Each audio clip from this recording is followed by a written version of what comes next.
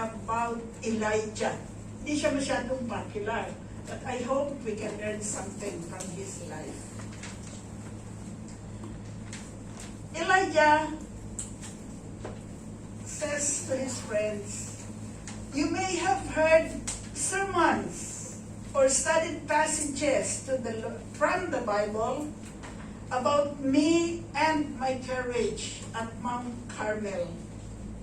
You might say that has been the upside of my life, but there has been a downside. Just as I was met by the Lord on Mount Carmel's mountaintop, I was also met by the Lord in the valley of despair." That's what I'd like to tell you about today. It all began with Jezebel's threat to kill me. Queen Jezebel had heard about the events on Mount Carmel. She heard how her patron god Baal had been shown to be nothing at all, and how I had ordered all the false prophets killed. I was filled with fear and terror. Yes, I, Elijah, the mighty prophet, bold prophet, who had just faced down the king of Israel and his religious followers. I, Elijah, who had seen God's holy fire rain down from heaven and light the water-drenched sacrifice. Here I was frightened, scared to death, and I took off for the wilderness like a wild rabbit. How quickly our faith and feelings can flip-flop, go from strength to weakness, from mountaintop to a deep pit. Has such a turnaround ever happened to you? Have you ever felt strong in the Lord, only to stumble and fall the next moment? How frail our faith is, how feeble our determination to serve God, how fickle our loyalty to the Lord. I fled into the wilderness at a half run all through the day. In the evening, I came to a broom tree, a scrub tree that grows in the desert, about 6 or 7 feet high. I crawled under the tree and was flooded with despair. "Lord, I've had enough. Take away my life. Let me lie down and die." Despair is a frightening feeling. It is more frightening than the violent anger of one like Jezebel. For despair is within. It comes from one's own soul. It leaves us powerless. My despair made me crawl under a tree and wait for the end to come. Some of you have been there, under your own broom tree. Naranasan niyo ba yan? Some of you may even be there right now, and perhaps you are wrestling with these feelings. There are many paths beside mine to broom trees of despair, like loss of a job, loss of a loved one, loss of health, death of a dream, death of a friendship, death of a cause, pressing bills to pay, demands of people, crush of one disaster after another. So many paths can lead to the broom tree where we lie down and say, "I've had enough, Lord. I can't take it anymore." Some people think of committing suicide. Some drop out with drugs or drink. Some live it up, attempting to drown their despair with pleasures. But deep inside, they are dying, and they know it. We are afraid, but have you felt so helpless? Then the angel came. God, in gracious mercy, sent an angel to me. The angel touched my prostrate body with gentle compassion. And the angel said, "Get up, Elijah, and eat." There, by the head, was a wheat cake and some water, enough to nourish my body. This unexpected gift was a sign of God's presence to nourish my soul. I slept and then ate again at the angel's bidding. I was sustained by that moment of ministry, strengthened enough to go on a 40-day journey through the desert. 40 days, over a month. I wasn't strong, I wasn't whole, but I would survive. That grace and food, the gifts of God's angel, kept me going. I believe God sends angels to each of us in our darkest hours. Maybe in the form of a brother or a sister in the community of faith, in the church.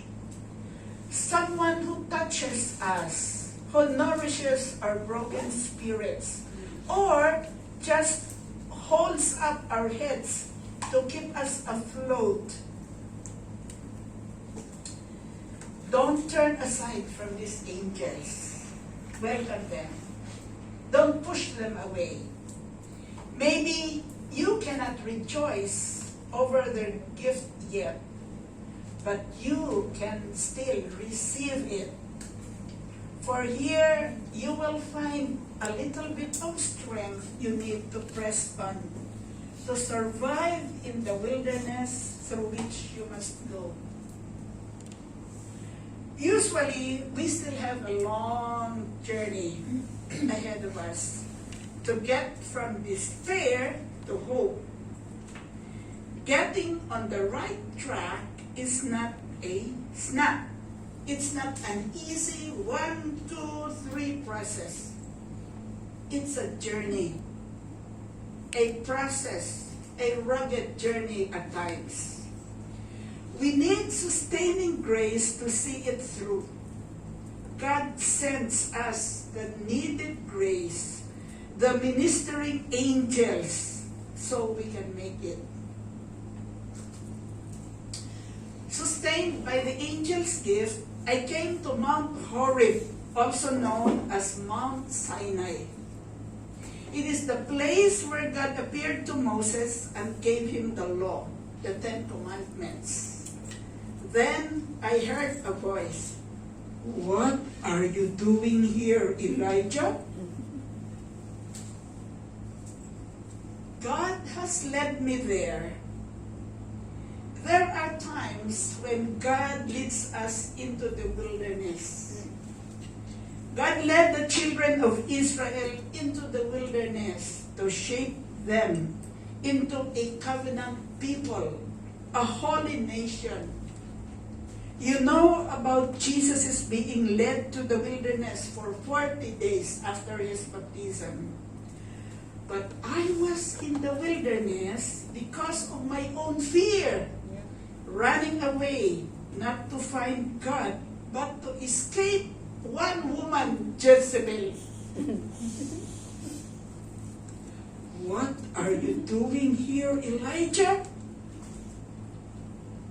That one question was enough to make me spill my guts to God.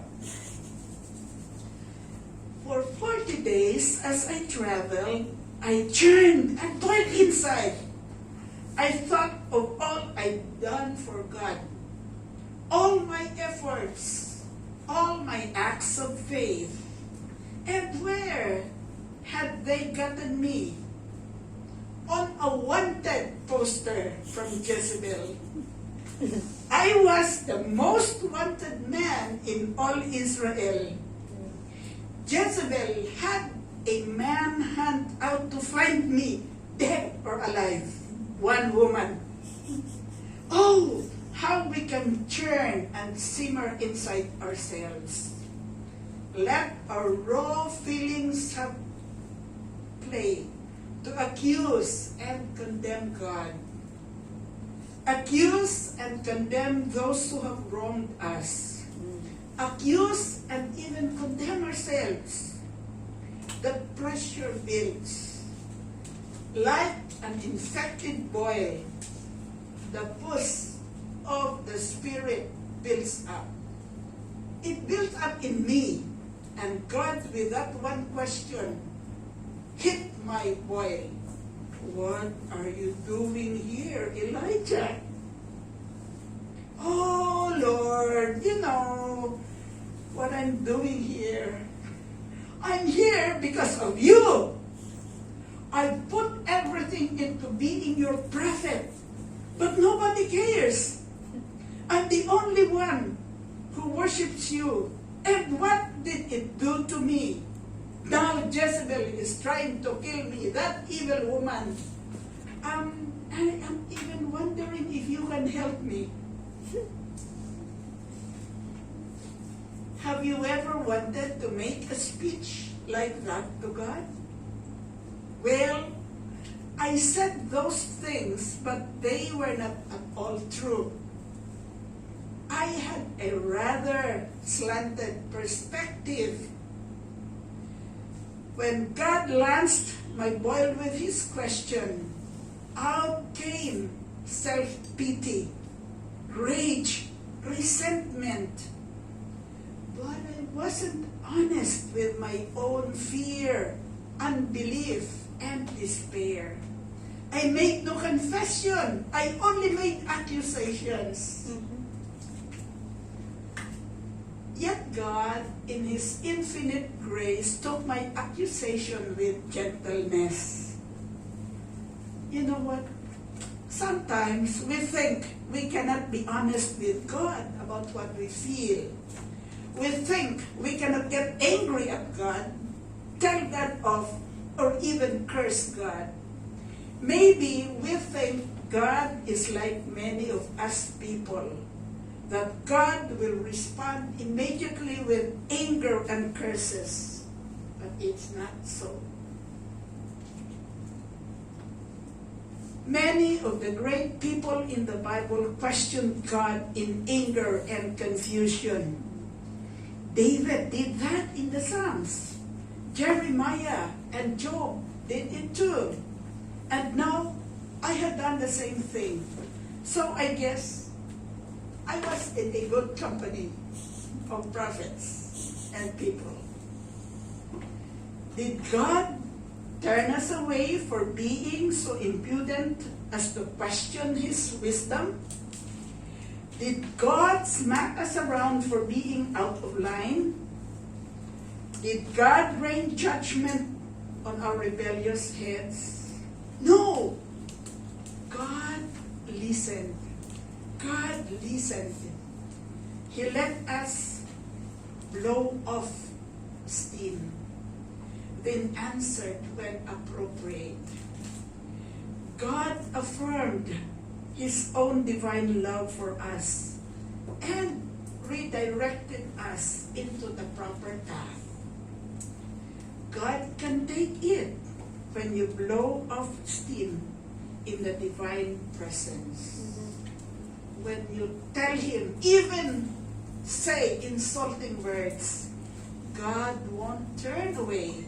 Rather, God will turn you back toward wholeness, understanding, and peace.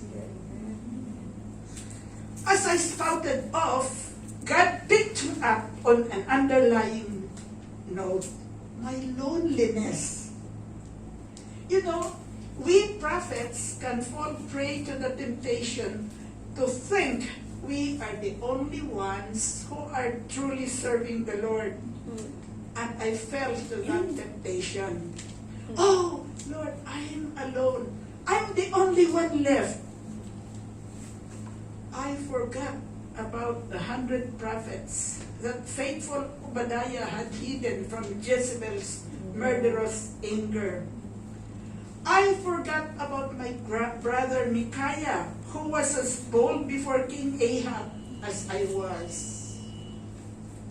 I forgot about the folks who were converted at Mount Carmel.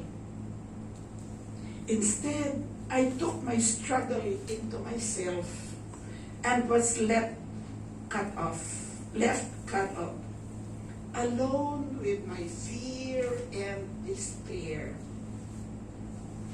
You know, we are so susceptible to cutting ourselves off from one another just when we need each other the most. We try to move away. When we need an angel of mercy to touch us, a sister to cry with a shoulder, an arm to lean on, an ear to listen, a mouth to speak encouragement, a mind to give wisdom. At that very point of need, we can so easily fall into a trap of a self-imposed shell. We suffer alone without the resources of love from the people of God. So there I was, as the only guest at my pity party. Then a voice said to me, "Go out and stand on the mountain before the Lord." And the Lord came to me. I was raw, open, hurting, and the Lord came to me. But not as I expected. I was a thundering prophet in an age that needed a little thunder from God. So the wind came and split the rocks with its fury. An earthquake shook the ground. A fire roared around me. Was God going to give me my own medicine? No. God wasn't in the wind. He was not in the earthquake. He was not in the fire. Finally, I heard a still, small voice out of the silence. A voice calling me, "Elijah, Elijah." God came to me in quietness and healing grace. Just as centuries after my time, Jesus stood on a storm-tossed boat and said, "Peace, be still." And the wind and the waves calmed down. So this gentle speaking of my name began to calm the tempest within my own heart. That still small voice was saying, "Elijah, I know you. I know what is going on in your life. I know what's happening inside you. I know you, and you are mine." God knows your name, my friends. God speaks to you in quietness if you will but listen. God says, "Be still and know that I am God." God says, "I know you, I love you, and you are mine." But maybe you just did not hear. God speaks in our worship, in our brothers and sisters, in the recesses of our inner selves. Can you hear that still small voice amid the silence? God is calling to you. Once again, God asked me, Elijah, what are you doing here? Once more, I said my piece. I used the exact words I promised and sprouted off before. But this time, my heart was quieter. The feelings had been expressed in their raw power, and now I was quiet, calmer, ready to work on the real issues of my fear, confusion, and loneliness. God listened to me, and He led me into the answers for my problems. When we let the Lord speak to us and calm our troubled minds and hearts, then we can get to work on the real issues, moving ahead, stepping out into the future, into our lives of struggle and ministry. So God sent me out. Go, return on your way, He told me. We who come into the presence of God are sent back into the ordinary affairs of life, renewed, recharged, and redirected. We cannot stay with God on the mountaintop, just as we cannot stay with our despair under our own broom tree. We have to move on. God sends us out. God gave me a specific task to do. Actually, He gave me 3 tasks. I was to anoint Hazael to be the next king of Syria. Anoint Jehu to be the next king of Israel. And anoint Elisha to be my successor as a prophet. I was to disciple Elisha and prepare him to lead when I was gone.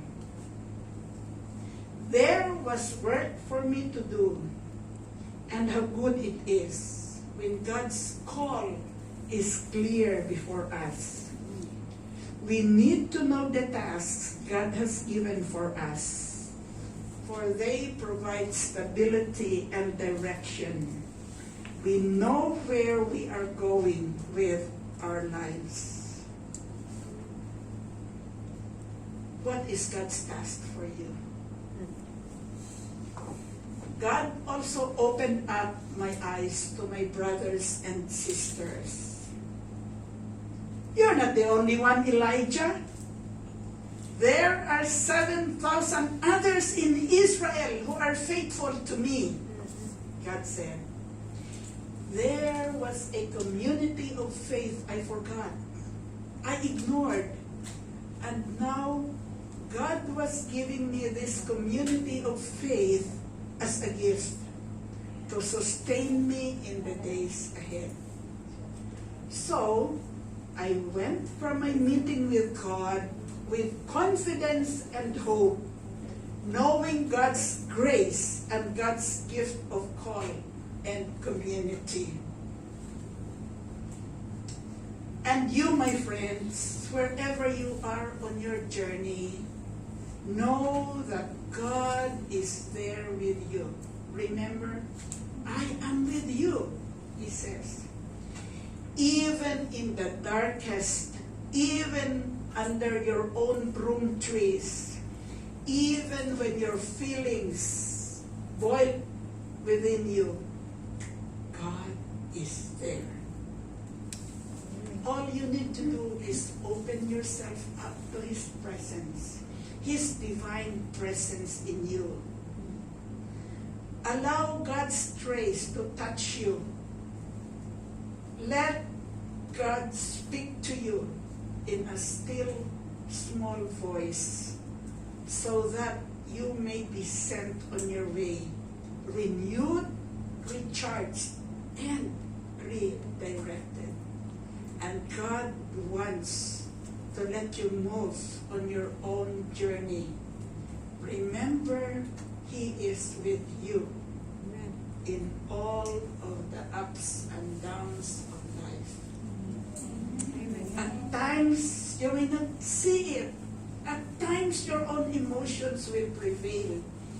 Yet, be assured, God is with you in each step of the journey. Let's pray.